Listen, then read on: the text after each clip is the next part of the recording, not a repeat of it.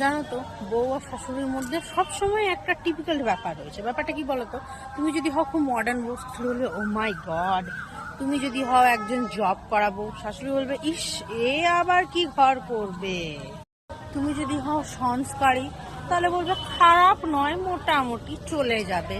তুমি যদি হও একদম মানে টিপিক্যাল মানে গাইয়া টাইপের, বলবে কি বউ তো নয়, গ্রামের গাইয়া।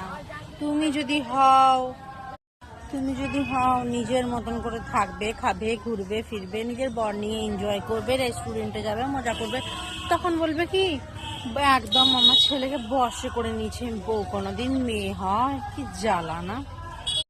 আচ্ছা শাশুড়ি মা, আপনারাই বলুন তো, আপনারা আপনাদের ছেলের জন্য কেমনি বউ চাইছেন? চাকরি করলে চলবে না, মডার্ন বউ কাজ করলে কি খাওয়াবে, কি সেবা করবে?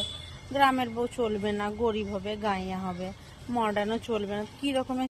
আমাদের দেশের লোকজন কিন্তু আপনাদের সাথে একটুও ভালো করেনি। সাপ্তাহিক পত্রিকা রয়েছে, আনন্দবাজার পত্রিকা রয়েছে, একটা শাশুড়ির চাহিদা পত্রিকাও থাকা উচিত নয়?